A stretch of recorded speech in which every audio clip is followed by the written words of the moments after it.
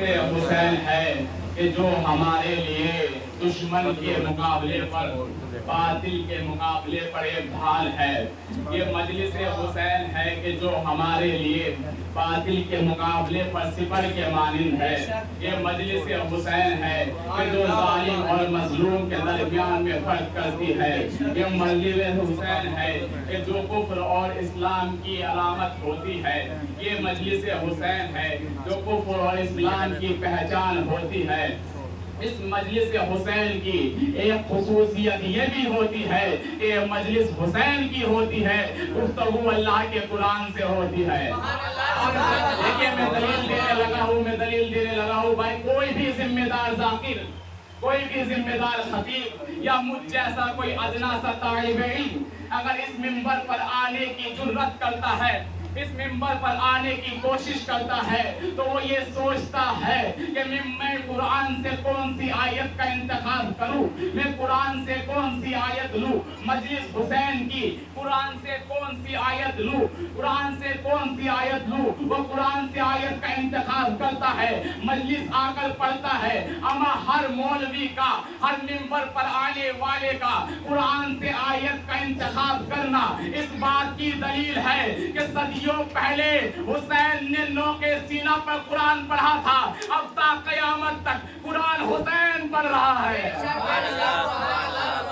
صدیوں پہلے حسین نے نوکے سینہ پر تلاوت کی تھی، اب قیامت تک قرآن حسین پڑھ رہا ہے. قرآن حسین پڑھ رہا ہے. خدا درجات بلند کرے. سید محسن نقوی کے چار کیا مصرے کہہ گئے کہ ممکن نہیں کسی سے عداوت حسین کی، ممکن نہیں کسی سے عداوت حسین کی. سانسوں میں بٹ رہی ہے سخاوت حسین کی.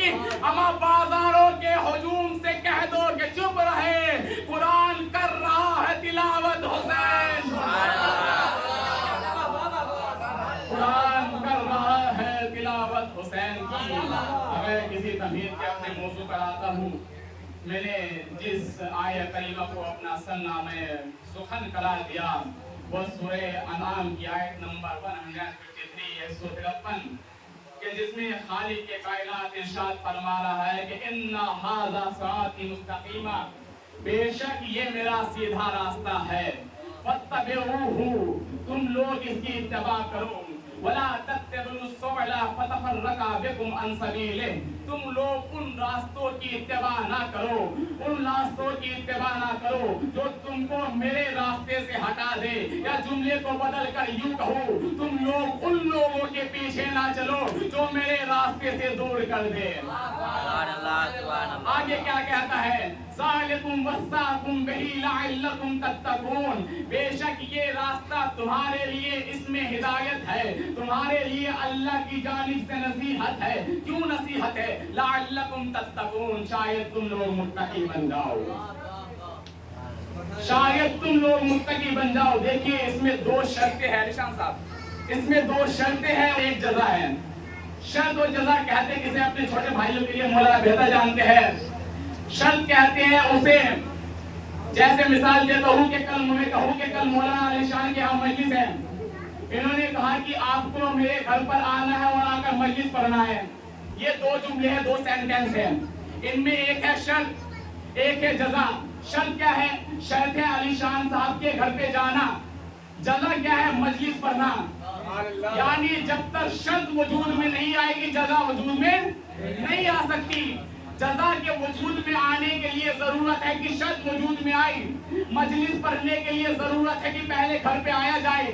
آپ لوگ سمجھ گئے ہیں اس جملے میں جو میں نے تلاوت کی دو شرطیں ہیں.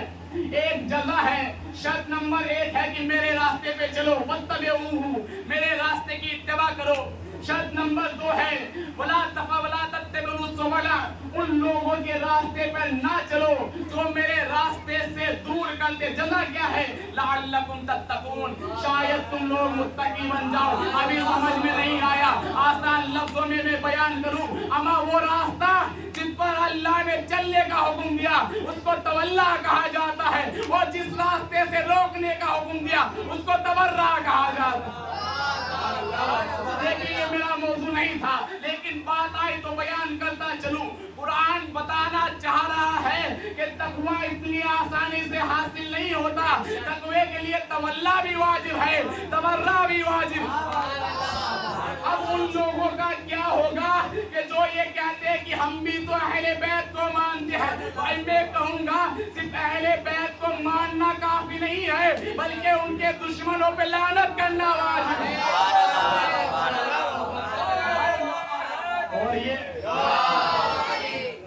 और ये मैं अपनी जेब से नहीं बल्कि कुरान कह रहा है कि तकवे के लिए जरूरी है कि तवल्ला करे, तबर्रा करे। तकवे के लिए तवल्ला भी वाजिब है और तबर्रा भी वाजिब है। देखिए ये आप लोगों ने पढ़ा है कि वो फरूए दीन में 90 तवल्ला 10वें तबर्रा, ये जो नंबरिंग रखे गए हमारे मुस्तदीन वगैरह ने लिखे हैं उलमाए कलाम ने, ताकि बच्चों के जल्दी याद हो सके। वरना तवल्ला और तबर्रा दोनों साथ वाजिब है, कोई नहीं कि पहले तवल्ला फिर बाद में। तवल्ले के साथ साथ तबर्रा है।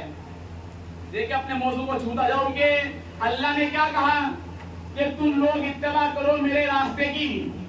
अल्लाह ने ये नहीं कहा कि मेरे रास्ते पर चलो, जो है अल्फाज पे गौर कीजिएगा। अल्लाह ने कहा फत्तबिऊहू, मेरे रास्ते की इत्तबा करो, मेरे रास्ते के पीछे चलो। अल्लाह ने ये नहीं कहा मेरे रास्ते पर चलो। इससे ये जाहिर होता है कि यहाँ कोई आम रास्ता मुराद नहीं है, बल्कि कोई जात है कि जो अल्लाह मुराद लेना चाह रहा है। जो अल्लाह कह रहा है कि मेरा रास्ता कोई जात है, कोई आम रास्ता नहीं है कि जिस पे अल्लाह चलने के लिए कह रहा है। अब वो जात है कौन? आइए कुरान से ही तलाश करते हैं, क्योंकि अगर हम अपनी किताब से बयान करेंगे तो बात नहीं मानते हैं, तो ऐसी किताब से ढूंढते हैं कि जिसको सब मानते हैं। मैं कुरान की आयत पढ़ता हूं, उससे पहले एक मिसाल वाज़ेह करूं कि भाई आप लोग सब अल्लाह से मोहब्बत करते हैं और जाहिर है अपनी मोहब्बत का इजहार भी करते हैं। भाई नमाज रखते, नमाज पढ़ते हैं, रोजा रखते हैं, हज करते हैं, खुम्स अदा करते हैं, ज़कात अदा करते हैं, अल्लाह से मोहब्बत के साथ साथ इजहार मोहब्बत भी करते हैं। अब अल्लाह के लिए क्या जरूरी है कि अल्लाह भी इजहार मोहब्बत करें। भाई एक तरफ से जवाब जा रहा है कि इजहार मोहब्बत का, अगर दूसरी तरफ से इजहार मोहब्बत का जवाब ना आए तो बंदा बुरा मान जाएगा कि हम इजहार मोहब्बत कर रहे हैं और अल्लाह कोई जवाब नहीं दे रहा है। अल्लाह के लिए भी क्या जरूरी है कि अल्लाह बंदे की मोहब्बत का जवाब दे। भाई ये बात अलग है कि अल्लाह ने हदीस कुदसी में कहा है कि मैं अपने बंदों से 70 माओ से ज्यादा मोहब्बत करता हूँ, लेकिन यहाँ पर मसला अलग है। यहाँ पर एक बंदा मोहब्बत का इजहार कर रहा है तो अल्लाह के लिए भी जरूरी है कि वो उस बंदे का जवाब दे, वरना बंदा बुरा मान जाएगा, बंदा नाराज हो जाएगा, बंदा बुरा मान जाएगा। तो अल्लाह कहता है खबरदार कि तुमने इजहार मोहब्बत किया है, हमने जवाब भी दिया है। मैंने कहा परवरदिगार कहाँ है जवाब? कहा कुरान पढ़ो। मैंने कहा कुरान पढ़ो, अल्लाह ने कहा कि कुरान पढ़ो। मैंने कहा कहाँ पढ़े? कहा इन कुंतुम तुहिब्बून अल्लाह फत्तबिऊनी, ऐ मेरे हबीब इनसे कह दो अगर तुम अल्लाह से मोहब्बत करते हो तो मोहम्मद की इत्तिबा करो, अल्लाह भी तुमसे मोहब्बत करेगा। सुभान अल्लाह, सुभान अल्लाह। नाराए हैदरी, नाराए सलावत। अल्लाह से मोहब्बत करते हो तो इत्तिबाए मोहम्मद करो। इसमें भी एक शर्त है और जज़ा है। शर्त और जज़ा आपके लिए वाज़ेह हो गई। जब तक शर्त वजूद में नहीं आती जज़ा वजूद में नहीं आती। यहाँ पर शर्त क्या है? अल्लाह से, अल्लाह की मोहब्बत, अल्लाह से मोहब्बत करते हैं, शर्त नंबर 1। शर्त नंबर 2 कि रसूल की इत्तिबा करे। जज़ा क्या है कि अल्लाह भी आपसे पलटकर मोहब्बत करेगा। इसका मतलब जाहिर है अगर यहाँ पर शर्त मुकम्मल नहीं हुई, यानी इत्तिबाए मोहम्मद नहीं की गई, तो अल्लाह की मोहब्बत हासिल होने वाली नहीं है। अल्लाह की मोहब्बत के लिए जरूरी है इत्तिबाए मोहम्मद। अब इत्तिबाए मोहम्मद है क्या? तो कुरान आगे बढ़ता है और कहता है मा अताकुमुर रसूल फखुज़ूहु व मा नहाकुम अन्हु फंतहु, कि जो भी रसूल दे दे उसे ले लो, जिससे रसूल रोके उससे रुक जाओ। यही इत्तिबाए मोहम्मद है, यही इत्तिबाए मोहम्मद है। और मैं आपसे सवाल करता हूँ, आप लोग जन्नत को मानते हैं? किसी ने देखा है जन्नत को? नहीं देखा। क्यों मानते हैं? क्योंकि रसूल ने कहा है। आप जिब्रील को मानते हैं? किसने जिब्रील को देखा है? नहीं देखा। क्यों मानते हैं? क्योंकि रसूल ने कहा है। आप दोज़ख को मानते हैं? किसी ने दोज़ख को देखा है? نہیں دیکھا. کیوں مانتے ہیں؟ کیونکہ رسول نے کہا ہے. سب چیز چھوڑیے, آپ اللہ کو مانتے ہیں. کسی نے اللہ کو دیکھا ہے؟ نہیں دیکھا. کیوں مانتے ہیں؟ کیونکہ رسول اللہ نے کہا ہے. کیونکہ رسول اللہ نے کہا ہے اور قرآن نے کہا جو رسول دے اسے لے لو, اسے چپ چاپ سے لے لو. ہمیں کتنا سچا ہے میرا نبی. کمال تو یہ ہے کہ جس نے ہمیں اللہ دیا, جس نے ہمیں اللہ بتایا, اس نے اللہ کو خود نہیں دیکھا. کتنا سچا ہے میرا نبی کہ اس نے 14 صدیوں پہلے مدینے کی گلیوں سے نکل کر مسجد النبوی کے منبر پر کہا تھا کہ اللہ ہے. آج 2026 میں تمام مسلمان مانتے ہیں کہ اللہ ہے. کیا معیار ہے لسان نبوت کا, کیا معیار ہے صداقت رسالت کا. اس نے تب کہا کہ اللہ ہے. ہم اب بھی مانتے ہیں کہ اللہ ہے. میں پورے مسلمانوں سے سوال کرنا چاہتا ہوں کہ تم نے وہ تو لے لیا جو رسول اللہ نے بغیر دکھائے دیا, وہ کیوں نہیں دیا اسے دکھا کر.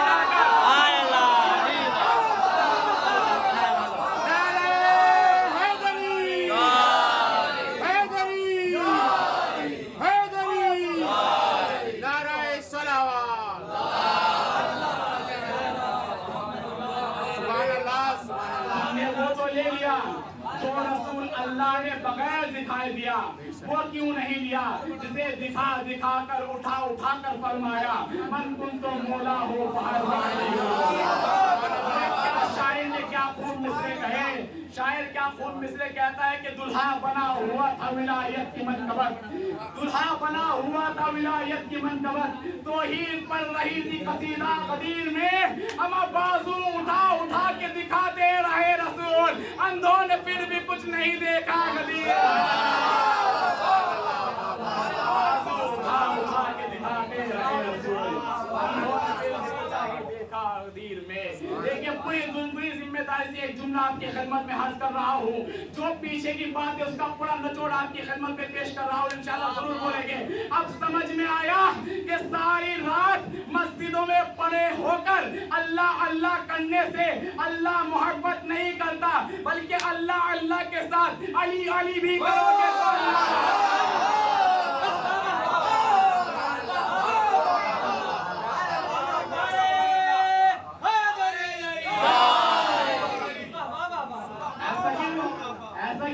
اللہ نے ہی کہا ہے کہ رسول کی اتباع کرو. رسول کی اتباع کیا ہے؟ ما آتاکم الرسول, جو رسول دے لے لو. رسول نے کیا دیا؟ من کنتم مولا ہو. یہ ہے. اب سمجھ میں آیا کہ علی کو مولا مانو گے تو اللہ محبت کرے گا, فاطمہ کو صدیقۃ الکبریٰ مانو گے تو اللہ محبت کرے گا, حسنین کو جنت کا سردار مانو گے تو اللہ محبت کرے گا, علی کو امام المتقین مانو گے تو اللہ محبت کرے گا, علی کو امیر المؤمنین مانو گے تو اللہ محبت کرے گا, علی کو امیر المؤمنین مانو گے تو اللہ محبت کرے گا. اللہ محبت کرتا ہے اس سے, اللہ محبت کرتا ہے اس سے جو اتباع محمد کرے. جو اتباع محمد ہے کیا؟ ما آتاکم الرسول, جو رسول دے لے لو. اور رسول کی اتباع محمد کو دوسرے لفظوں میں کہا جاتا ہے سنت محمدی پر چلنا. اگر سنت محمدی پر چلنے والے کو سنی کہا جاتا ہے تو پوری کائنات سن لے کہ علی جیسا کوئی سنی نہیں ہے. کیونکہ علی نے نہج البلاغہ میں فرمایا ہے کہ میں رسول کے ساتھ اس طرح رہا جس طرح اونٹنی کا بچہ اپنی ماں کے ساتھ رہا.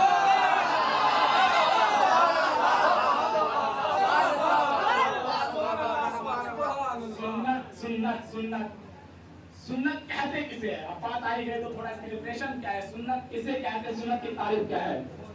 سنت دیکھیے ہمارے اور اہل سنت کے درمیان اس میں اختلاف ہے. وہ لوگ سنت اس کو مانتے ہیں جو رسول کرتے ہیں, لیکن ہمارے نزدیک کیونکہ رسول کے جانشین بھی معصوم ہوتے ہیں تو ہمارے نزدیک جو 14 معصومین کرے اس کو سنت کہا جاتا ہے. سنت میں 3 چیزیں شامل ہوتی ہیں, قول معصوم, فعل معصوم اور تقریر معصوم. قول معصوم کیا ہوتا ہے؟ قول معصوم وہ ہوتا ہے کہ جو معصوم کہے وہ سنت ہوتا ہے. فعل معصوم کیا ہوتا ہے؟ کہ جو معصوم کرے وہ سنت ہوتا ہے. تقریر معصوم کیا ہوتا ہے؟ معصوم کے سامنے کوئی کام ہو رہا ہو، معصوم اس پر خاموش رہ جائے، وہ بھی سنت ہو جاتا ہے۔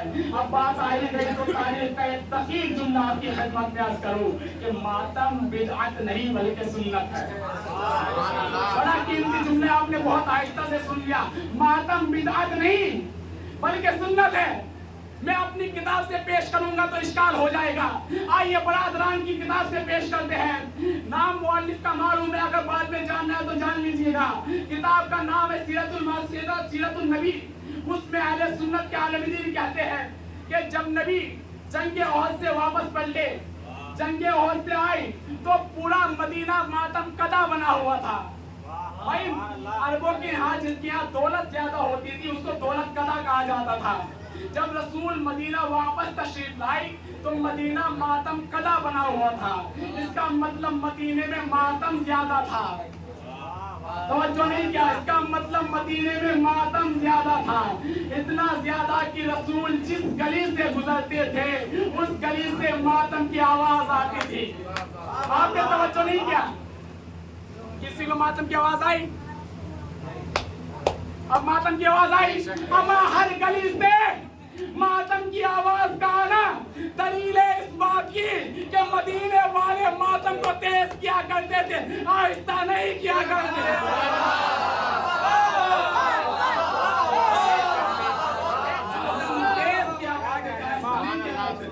جب رسول پڑھتے تو ہر گلی میں ماتم کی آواز آ رہی تھی، ہر گلی سے ماتم کی آواز۔ رسول حیرت زدہ ہو گئے کہ ہر عزیز و ہر انسان اپنے عزیز و اقارب کا ماتم کا فرض ادا کر رہا ہے۔ لفظ فرض ادا ہے وہاں پر کتاب میں، لفظ یعنی ہر عزیز و اقارب کا اپنا، جس کے بھی عزیز و اقارب جنگ احد میں قتل کیے شہید کیے گئے ان کا فرض ادا کیا جا رہا ہے ماتم داری کا۔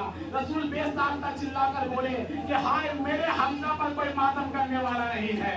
جیسے ہی یہ آواز اصحاب کے کان میں گئی، اصحاب نے اپنی بیویوں کو، اپنی گھر والیوں کو کہا کہ دولت گدائے محمد پر جا کر حضرت حمزہ پر گریہ کرو، حضرت حمزہ کا ماتم کرو، حضرت حمزہ کا ماتم کرو۔ جب رسول اللہ نے اپنے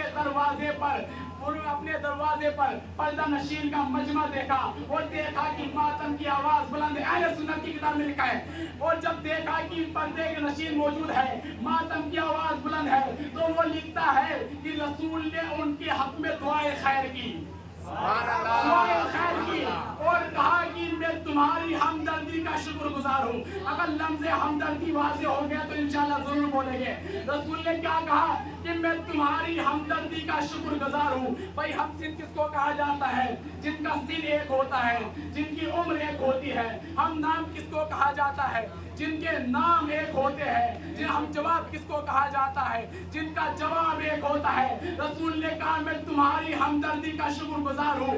ہمدرد کسے کہتے ہیں؟ جن کا درد ایک ہوتا ہے۔ اما اب میں کہوں گا ماتمیوں کو دیکھ کے بدعت بدعت نہ کہنا، بلکہ ماتمیوں کا اور رسول کا درد ایک ہے۔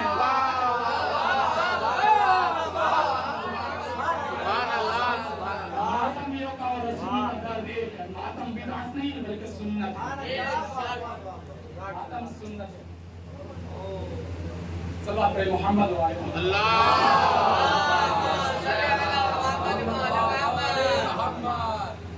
ماتم کو دیکھ کر بدعت نہ کہنا بلکہ ماتم بدعت نہیں سنت ہے۔ صلی اللہ علیہ عظمت محمد و علیہ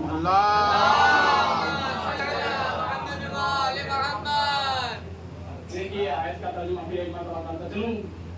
اللہ نے کہا ان ھذا صراطی مستقیما، بے شک یہ میرا سیدھا راستہ ہے، فاتبعوہ تم لوگ اس کی اتباع کرو، ولا تتبعوا السبل فتفرق بکم عن سبیلہ، تم لوگ ان راستے پر نہ چلو جو میرے راستے سے ہٹا دے۔ کیوں؟ ذالکم وصاکم بہ لعلکم تتقون، کیونکہ اللہ کی تمہارے لیے اس میں نصیحت ہے، اس میں ہدایت ہے۔ کیوں؟ لعلکم تتقون، شاید تم لوگ متقی بن جاؤ۔ متقی بن جاؤ، متقی کہتے کسے ہیں؟ ہمارے علماء کرام نے بڑی جامع اور مختصر تعریف ایک جملے میں کی ہے متقی کی۔ تقویٰ کہتے اسے ہے کہ یعنی واجبات میں سے کوئی چھٹے نہ، حرام میں سے کسی کو انجام نہ دیا جائے. نماز واجب ہے, جو پڑھے گا وہ متقی, جو نہیں پڑھے گا وہ متقی نہیں. حج واجب ہے, جس کے پاس جو مستقی ہو جائے گا کرے گا متقی, نہیں کرے گا وہ متقی نہیں. زکوٰۃ واجب ہے, مال نصاب تک پہنچ گیا جو ادا کرے گا متقی, نہیں کرے گا متقی نہیں ہے. حج واجب ہے, زکوٰۃ واجب ہے, خمس سیدوں کا حق ہے, جو ادا کرے گا متقی, جو ادا نہیں کرے گا وہ متقی نہیں. اب پتا چلا کہ انسان اس وقت تک تقوی تک نہیں پہنچ سکتا جب تک نماز کا پابند نہ ہو جائے, جب تک حج کا پابند نہ ہو جائے, جب تک زکوٰۃ کا پابند نہ ہو جائے. ان واجبات کو انجام دینا انسان کے اوپر واجب ہے. ان واجبات کو انسان کے اوپر انجام دینا واجب ہے. سلام پر محمد والے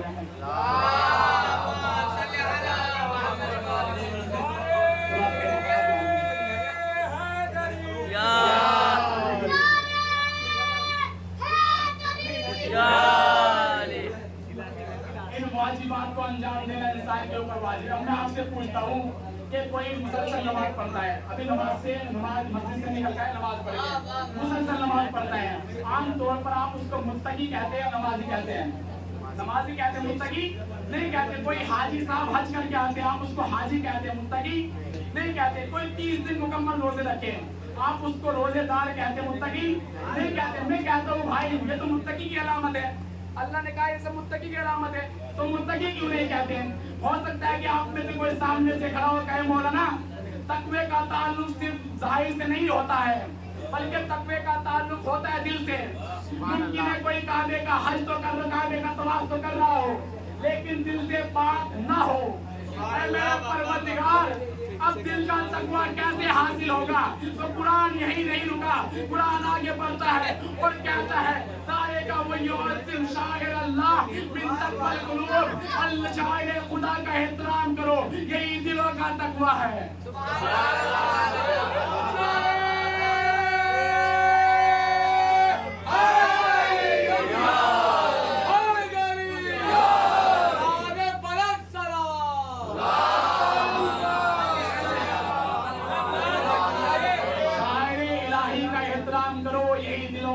میرا موضوع ہے کہ شاعر اسرات خدا ہے کون. توجہ رکھیے گا, شاعر الہی کا احترام کرو, یہی دلوں کا تقویٰ ہے, یہی دلوں کا تقویٰ ہے. شاعر خدا, شاعر کہتے ہیں نشانی کو, نشانی وہ ہوتی ہے کہ جس کو دیکھ کر اصل یاد آ جائے. بھائی کعبے کا احترام کعبہ کرو, کعبہ اللہ کی نشانی ہے. مسجد کا احترام کرو, مسجد اللہ کی نشانی ہے. قرآن کا احترام کرو, قرآن اللہ کی نشانی ہے. قرآن کا احترام کرو, قرآن اللہ کی نشانی ہے. زمزم کے پانی کا احترام کرو, زمزم کا پانی اللہ کی نشانی ہے. بھائی ہم بھی تو یہی کہتے ہیں نا, علم کا احترام کرو, علم حسین کی نشانی ہے.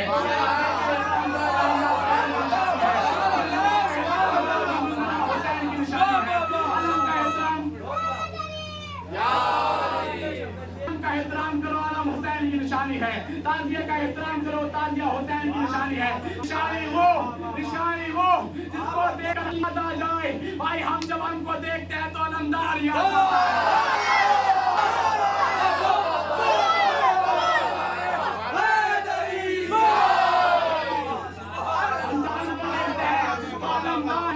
ہے.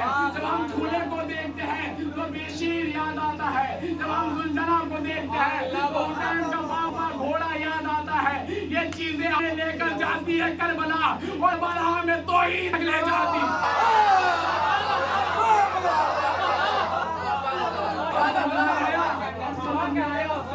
حسین ہی جو حسین کا راستہ ہے وہ اللہ کا راستہ ہے. بے شک جو حسین کا سبیل ہے وہ اللہ کا سبیل ہے.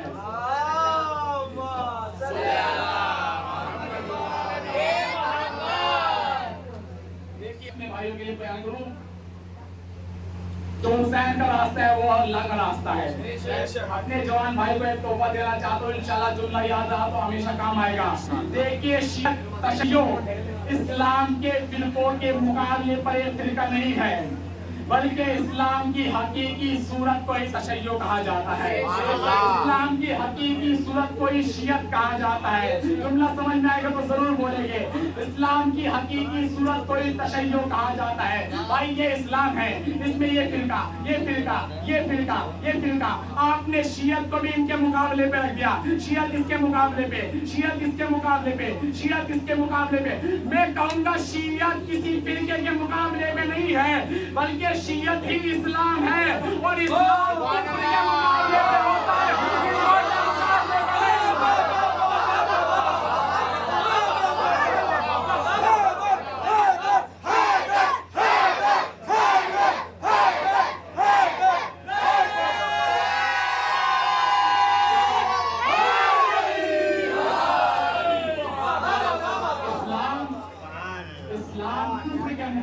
شیعت اسلام ہے اور اسلام فرقوں کے مقابلے پہ نہیں بلکہ کفر کے مقابلے پہ آتا ہے۔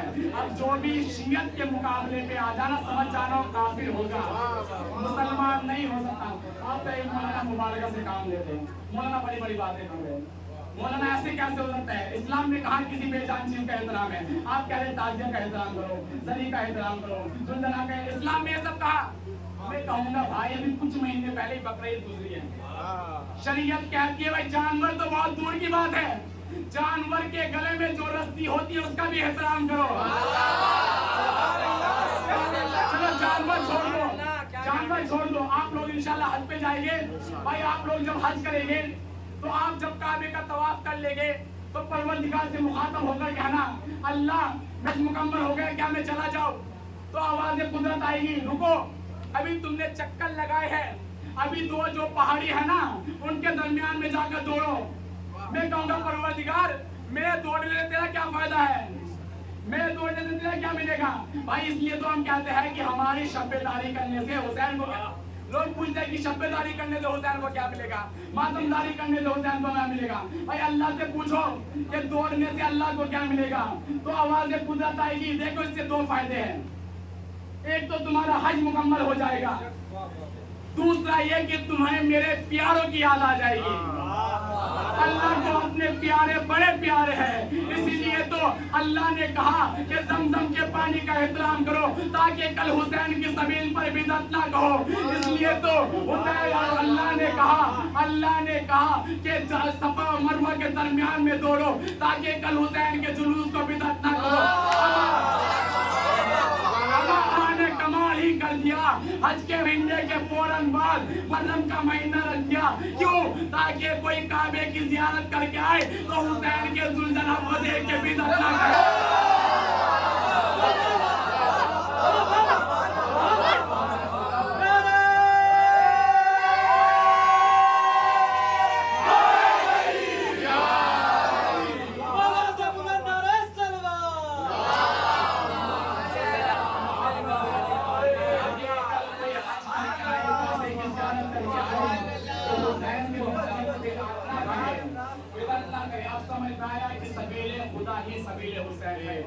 حسین کا راستہ ہے وہ اللہ کا راستہ ہے، اور حسین کا راستہ کیسے حاصل کیا جائے گا یہ آج کے حاصل پہ جملہ پڑھتا ہوں۔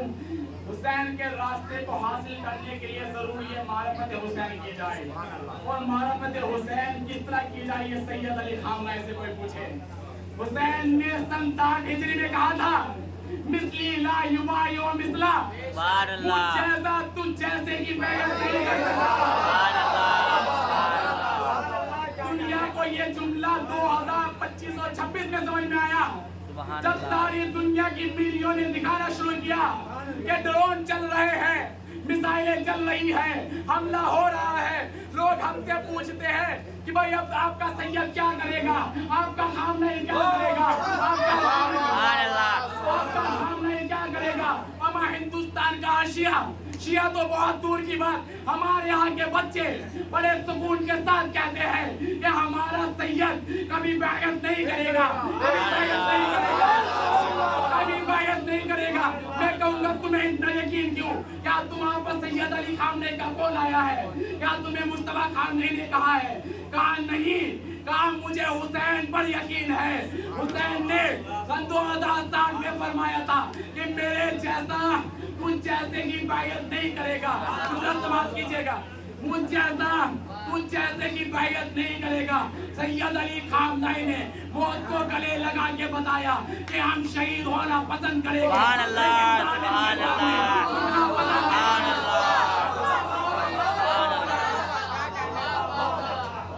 ہم شہید ہونا پسند کریں گے لیکن ظالم کے سامنے جھکنا پسند نہیں کریں گے.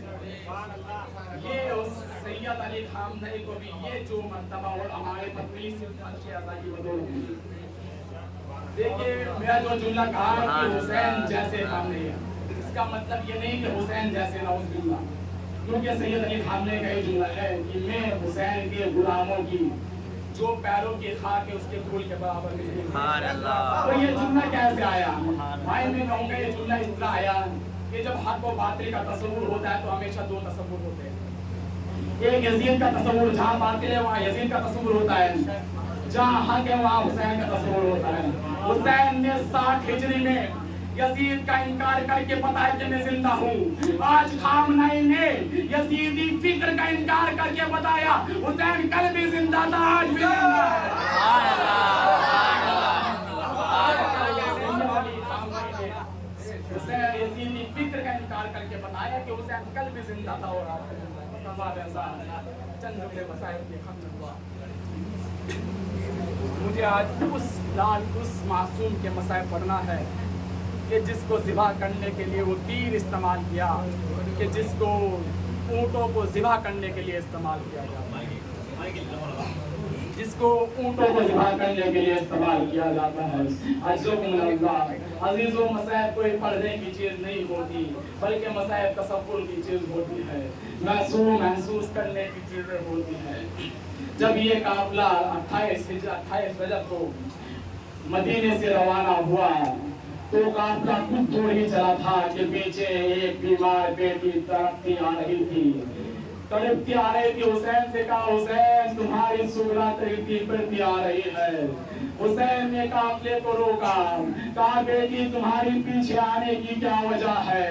سغرا طرف جاتے کہتی ہے بابا اگر آپ مجھے اپنے ساتھ نہیں لے جانا چاہتے تو کم سے کم ایک مرتبہ سب سے ملاقات کرنے دیجئے.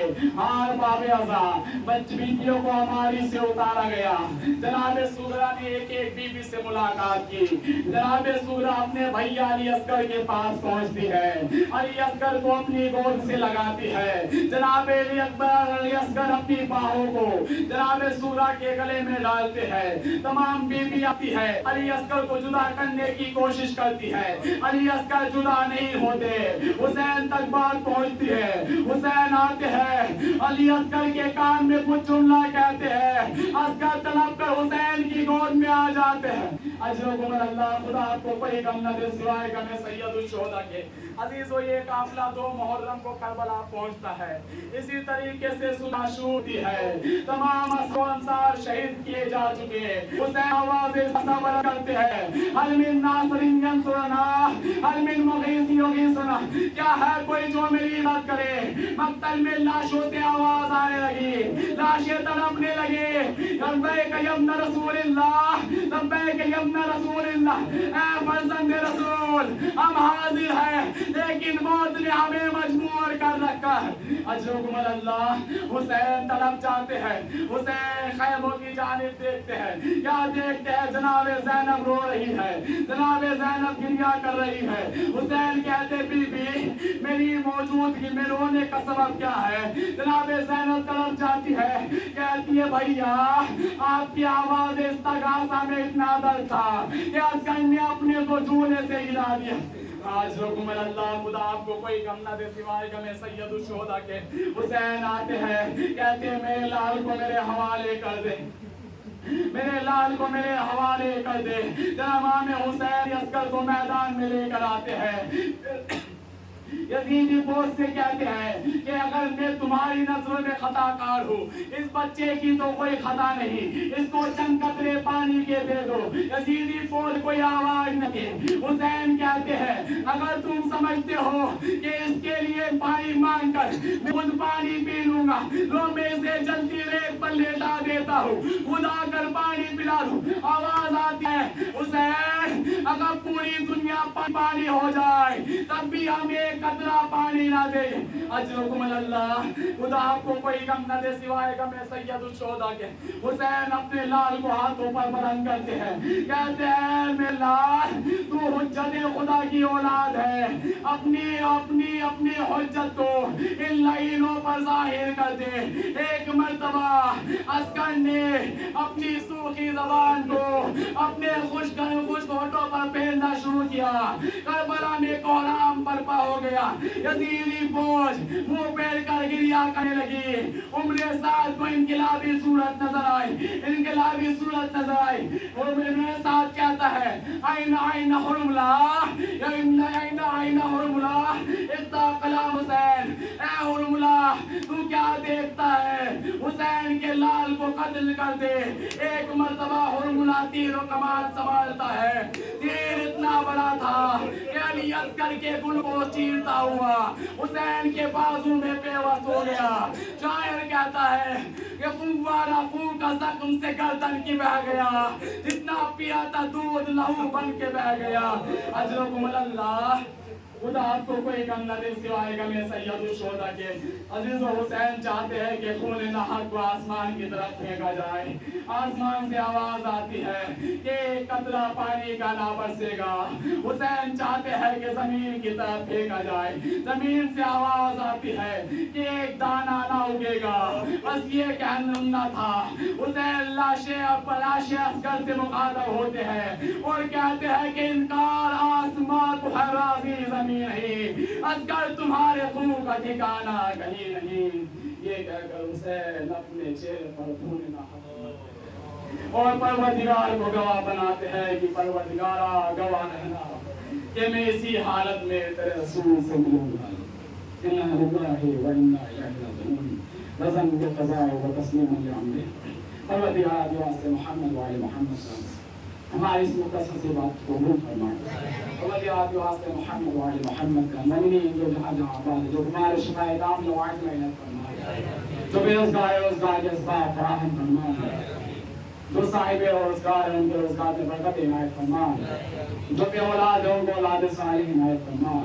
پروردگارا دشمنان اسلام دشمنان قرآن کو نست نابود فرما۔